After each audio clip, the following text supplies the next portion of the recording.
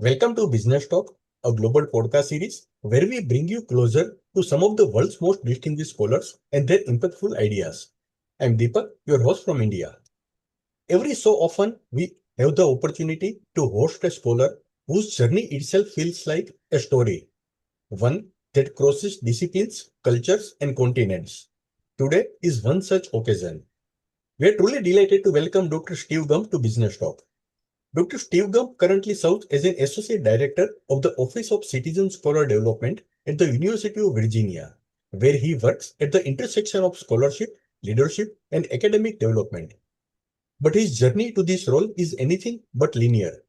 It begins with a deep curiosity about cultures and ideas, reflected in his academic path from Asian studies and religious studies at Cornell University to an MBA in International Human Resource Management from Cardiff University, followed by advanced work in East Asian languages and cultures, and ultimately a PhD in Educational Organization and Leadership from the University of Illinois.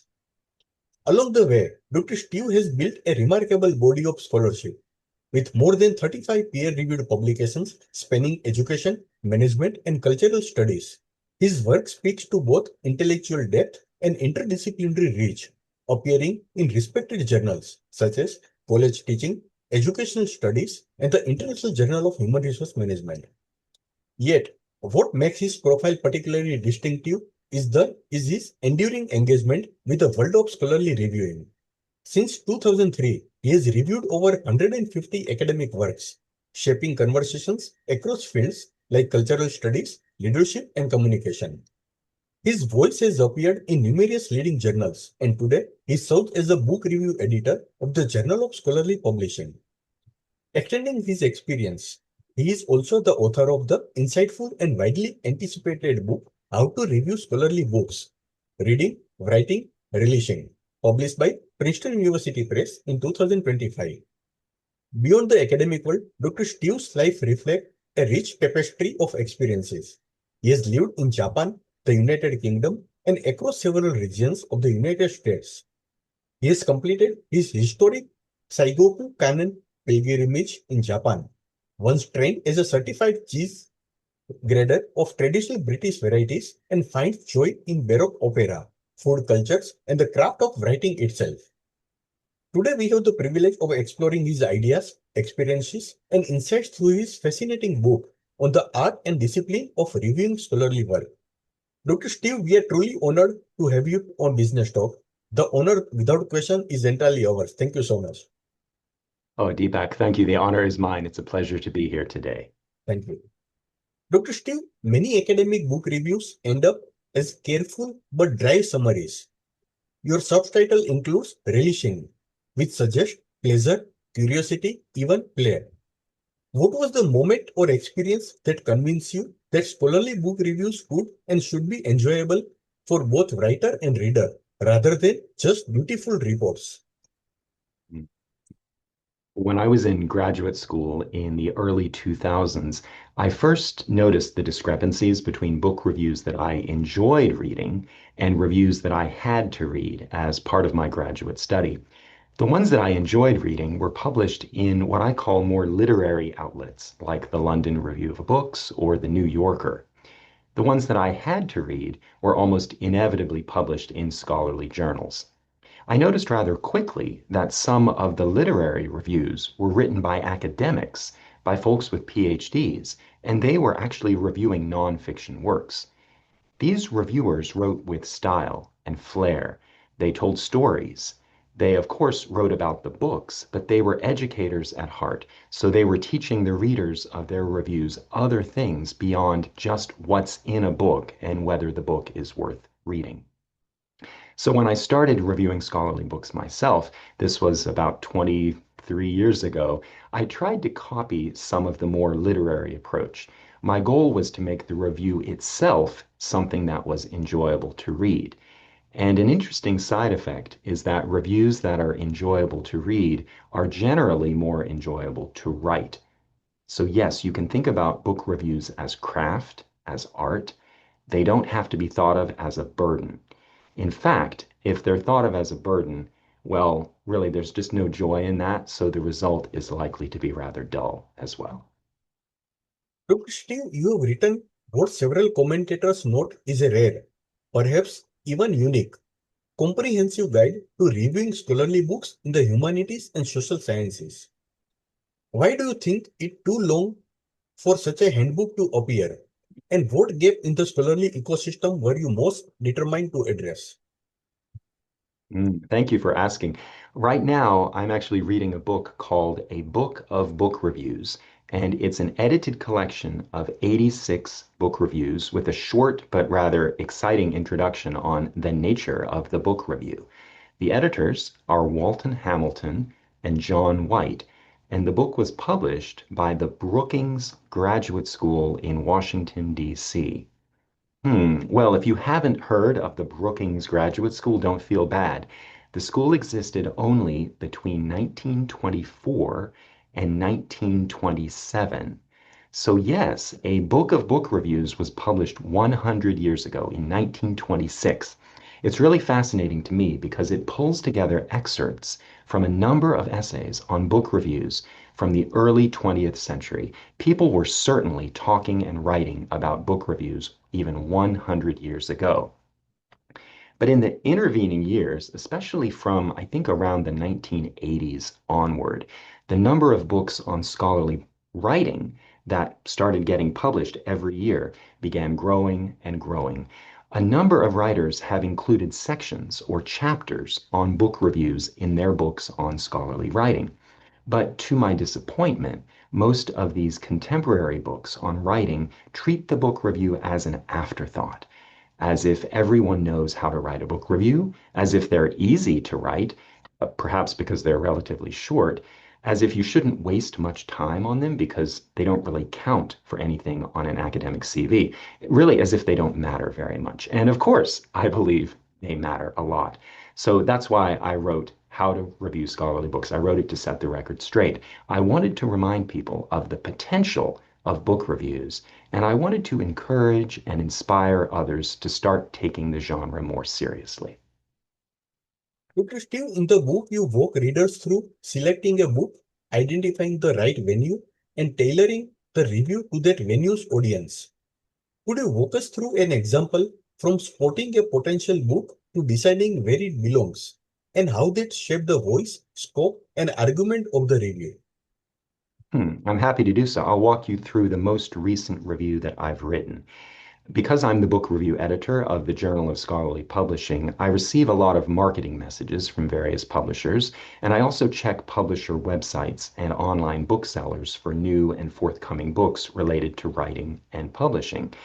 In the spring of this year, I came across a new release from Myers Education Press, a book by two American scholars, Veselina Lambrev in Florida and Mickey Kaski in Oregon, called Writing as Artistry: EDD Students Learning to Write as Scholarly Practitioners. And EDD students, in the subtitle, they are pursuing doctoral degrees in education, and the degree is seen as a professional or practitioner-oriented degree. I was really drawn to the title, Writing as Artistry, and I knew of a journal based out of Coventry University in England called the Journal of Academic Writing. It's published by the European Association for the Teaching of Academic Writing, and I'd written a review for them before, almost 10 years ago. So I revisited that journal website to check to see that the journal is still publishing book reviews and to make sure that the mission and scope of the journal still aligned with what I thought, which, no surprises here, is in fact in line with the name of the journal. I also made note of the book review instructions and guidelines. So the next thing I did was to write to the book review editor, who's at a university in Scotland, and I pitched a review of the book that I had identified. The book review editor was interested, so then I contacted the publishers to arrange for a complimentary review copy of the book. That's the one I have here. In that request, I told them what outlet I was planning to review their book for. Now, all of that background was the precursor to the real work of reviewing, but I do want to emphasize here the importance of lining up a journal that is interested in your review before you write a book review. If you're new to scholarly book reviewing, and remember just one thing from this podcast, that's what it should be. Query first, then review. And actually, you ideally want to line up the journal before you even read the book. Your question, Deepak, is an astute one because you asked how the publication venue for the review shapes the voice, scope, and argument of the review. I, of course, read some of the recently published reviews in the Journal of Academic Writing.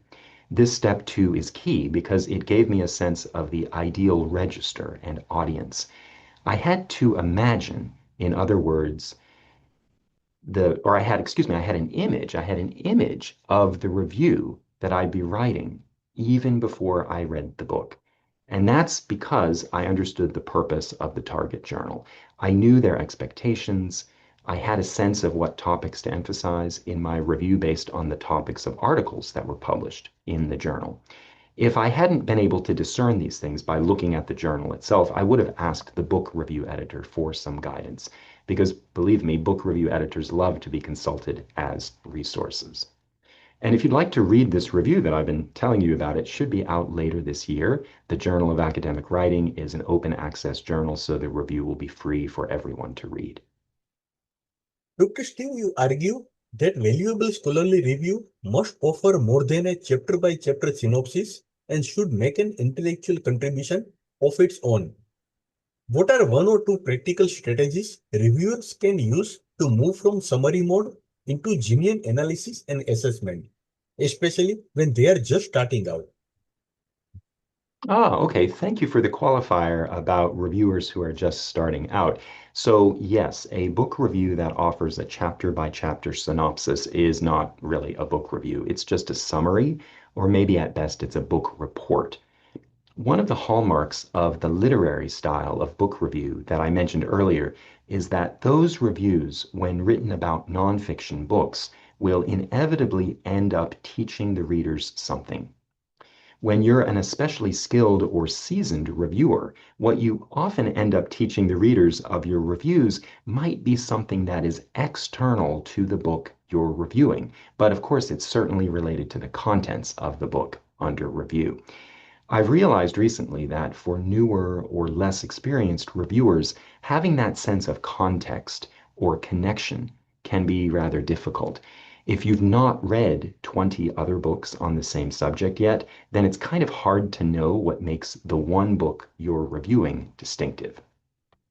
So for newer reviewers, what you can always ask yourself about a book is this simple question: so what? The author makes a certain claim or reaches a certain conclusion or a set of conclusions. So what? What does that claim or those conclusions mean to you and to your work? You should have something to offer in response. And I can share two more questions that anyone who has read a book closely and carefully should be able to ask and then write something about in a book review. So first, what other questions has reading this book raised for you? What are you now eager to learn more about? And second, what is something that surprised you, something that you weren't expecting to encounter or learn that you continue to think about? When a book has a lingering effect on a reader, positively or negatively, that's always an interesting point to note in a review. So I think if you save yourself some space in your review to respond to the so what, or the what are your other questions, or the what are you still thinking about questions in your review, then you'll be adding value. You'll be adding your response to the book. And that's really what a book review requires to differentiate it from a summary or a book report. Dr. Steve, the book gives concrete advice on how to read and annotate a scholarly monograph with a review in mind. How does a reviewer's reading differ from researcher's reading or a student's reading? And what note-taking habits most reliably lead to a strong and focused review? Okay, this is a really interesting taxonomy. A reviewer's reading versus a researcher's reading versus a student's reading. So let me talk about these three approaches in reverse order. When a student is reading, I would say that the typical mode is one of consumption. What is this book about? What is the knowledge that it contains? Students, especially graduate students, are often taught to read efficiently, to read maybe the conclusion first, and then the introduction, and then to skim over the middle portions, because really, who has time to read an entire book from cover to cover these days, right? When a researcher is reading, the typical mode is one of filtering. Where is the author of this book writing something that relates to my research and to my interests? Researchers might actually start with the indexes and then read or skim selectively until they find material that they want to harvest for their own uses. But when a reviewer is reading, the mode should be one of open-minded curiosity. What is this author claiming? How is the author doing so? How persuasive is the evidence? I write in my book that it's only fair to the author of a book you're reviewing that you read the book serially from cover to cover. You can't skip the boring parts. You should also let the book reveal itself to you as the author intended. So that means don't start with the conclusion. That's cheating. Start at the beginning and read all the way to the end. Now, to the types of notes that you should take as you go along, they matter quite a lot. In my book, I write about recording three different types of things in your notes. First, direct quotations in the author's words. Second, direct factual descriptive matter in your own words. And third, what I call commentary. And this would be observations, asides, associations, connections, questions, inconsistencies, errors, that sort of thing. The commentary is the most important material. So in your notes, you will try to minimize the direct quotations. You'll save them for especially well-worded sentences or phrases that are representative of the author's voice or style, or that succinctly encapsulate the core thesis or theses of the book. If you write down too many direct quotations in your notes, you'll be tempted to use too many in your review, so trust me on that. You want the bulk of your notes to be descriptive in your own words, and better yet, reflective. You're engaging with the book, after all. Your reading notes can represent something of a dialogue with the author. So remember the importance of the so what question in distinguishing a book report from a book review. Keep the so what question front of mind while you read. Dr. Steve emphasizes the ethical dimension of reviewing, being respectful, criticizing the book rather than the author, and avoiding laundry list of minor errors. In practice, how do you advise reviewers to navigate situations where they find a book deeply flawed yet still want to uphold genuinity, fairness, and collegiality? So here it's all about being fair, never mean, never petty. Now, I do come across books all the time that I believe shouldn't have been published. These are books where I see errors and weaknesses that are too numerous to count. Now, I'm not going to end up reviewing those books myself, at least not publicly. The good news is that those books are mostly self-published or issued by vanity or for-profit presses. Serious scholarly books should have been vetted already. But of course, it's possible that your ideologies or your perspectives are at odds with those of an author of even a vetted scholarly book. When that happens, and when you do want to proceed with a review, the safest thing to do is to be clear about your ideologies and perspectives. It's quite possible that the author won't be that surprised by your review, because perhaps the author wasn't even thinking about someone with your background as being in the intended readership. So just know that when two sets of opposing ideologies are at play, it's very possible that there will be some miscommunication and misunderstanding. So try your best to filter out your own biases about an author's biases, and then evaluate the work for what it is. Sometimes a work still fails, and it's okay to say so in a review. You might be wrong, but you also might be right. Dr. Steve, you describe book reviewing as a part of a broader scholarly ecosystem, distinct from but connected to peer review. Peer reviews as a gatekeepers, book reviewers as a commentators. How does seeing oneself as a commentator change the way we approach a review? And what forms of intellectual service or visibility can reviewing provide that are often overlooked? The thing to remember about a scholarly book review is that it's an after the fact form of peer review.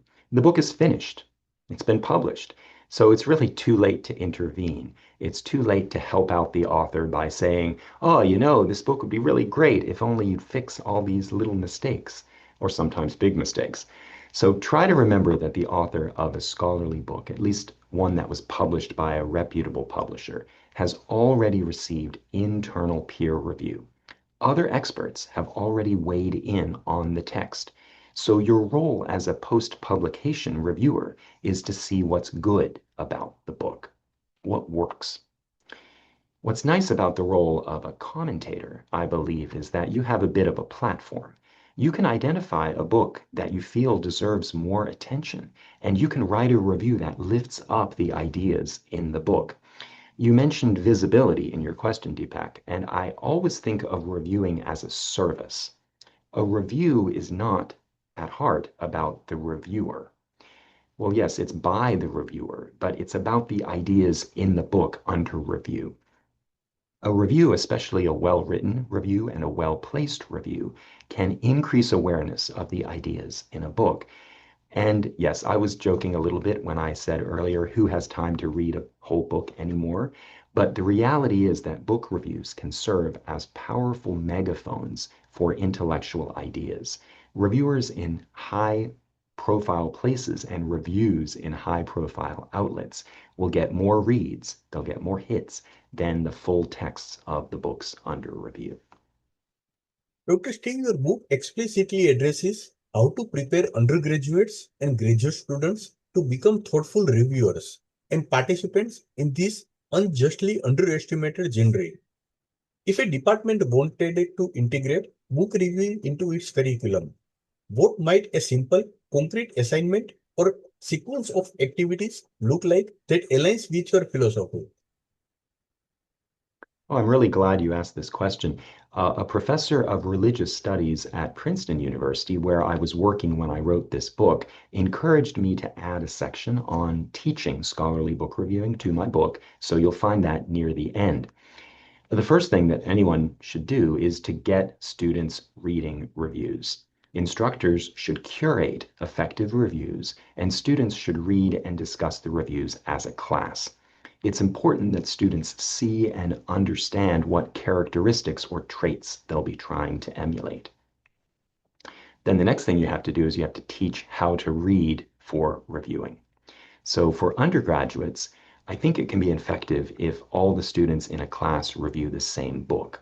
You'll need to make sure you have a book that is approachable and understandable. For graduate students, you're welcome to let them choose a new or a recent release, and they could even aim to write a book review for publication. I know a professor here at the University of Virginia, who is coincidentally another professor of religious studies, who has a book review assignment for his doctoral students, and they're encouraged to write a review not as a mere exercise, but as a potential publication, which is great, I think. But back to the undergraduates. If they are all reading and reviewing the same book, the instructor will want to work with them on their reviews. And this would be the same way that the instructor would work with students on any writing assignment. I would be excited by the idea of compiling all of the student reviews and sharing them with other students in the class so they can see the diversity of their views. And I'm sure that the authors would also appreciate seeing the students' efforts as well. For undergraduates, such an assignment would most likely need to be built into the entire semester or the entire term. It would take some time. But I think you could also carry out some smaller exercises in your classes. For example, students can compare and contrast multiple reviews of the same book. If a book was controversial, introduce students to literary reviews from, again, outlets like the London Review of Books or the New Yorker, and have your students contrast those reviews with reviews published in scholarly journals. Students will see the differences, and noticing such differences could even help in their own academic writing.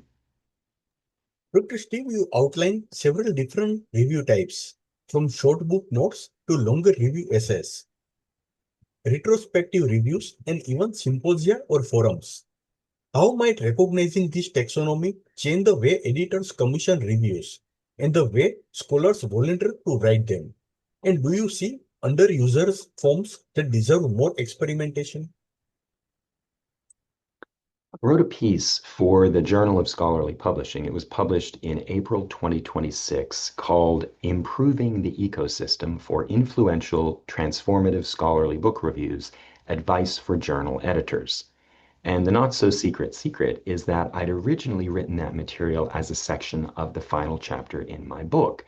But the peer reviewers, and here I mean the individuals who reviewed the book manuscript prior to acceptance for publication, these are the folks who could intervene and who could suggest changes.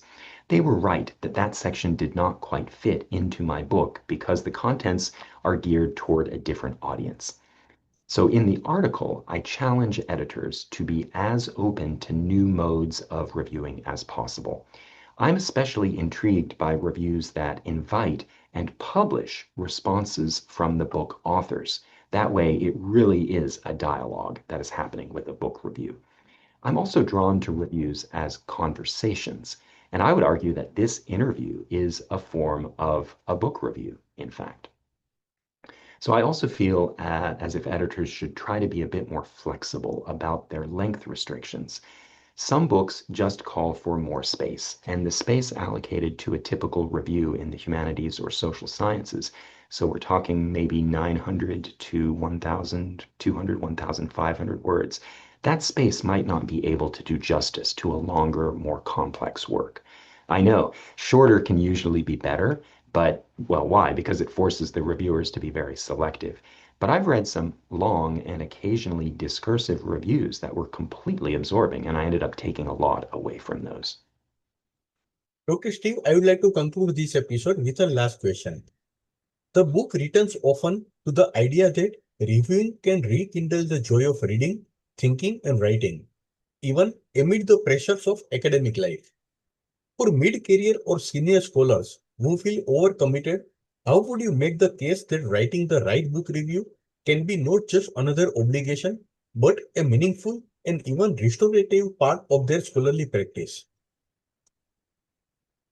It's fascinating to me that academics view scholarly book reviews as the low-hanging fruit of scholarly publication. Often book reviews are the first publications that graduate students have. That's great, of course, but I argue that book reviews should not remain the domain of graduate students. We need scholars of all levels to be contributing to the reviewing ecosystem. So here's what I challenge more advanced scholars. For each book that you write, you should aim to write the minimum number of book reviews that you would like to see of your own book. So if you'd be happy to see at least 3 reviews of your just published book, you should aim to write 3 reviews within the first couple of years after your book is published. And of course, I'm talking about reviews of other people's books here. You can, of course, be writing these reviews when you're working on other projects. So for me, and I know things work similarly for others, having smaller projects like book reviews can help stimulate and invigorate other larger, more complex projects. When you're feeling stuck with the larger project, you can switch over to the book review for a bit, and then you can feel productive as if you're accomplishing something. There's a great book published by the University of Chicago Press in 2017 by Jolie Jensen. It's called Write No Matter What, Advice for Academics. And Professor Jensen has a term for this phenomenon. It's called the buddy log. So I'm talking about a piece of wood, right, in a fire. A larger log burns better if a smaller log is placed beside it. So that's the way I envision book reviews supporting larger, more complex projects. And I know also that the more experience a scholar has, the more exposure that scholar has had to scholarly book reviews. So why not look for the joy in the act, knowing that you're supporting someone else's work, helping others learn about it, and maybe even learning something yourself in the process. Strive to write book reviews that you would enjoy reading. The effort will be well worth it. Thank you, Dr. Steve, for this rich and thoughtful conversation and for sharing such a generous perspective on the craft of reviewing scholarly books. Your insights will undoubtedly help our listeners read more attentively, write more responsibly, and perhaps even relish the art of the book review a little more. It has been an honor to host you on Business Talk, and we look forward to seeing how your work continues to shape scholarly practice in the years ahead. Thank you so much. You are most welcome, Deepak, and thank you again for your excellent questions. Thank you.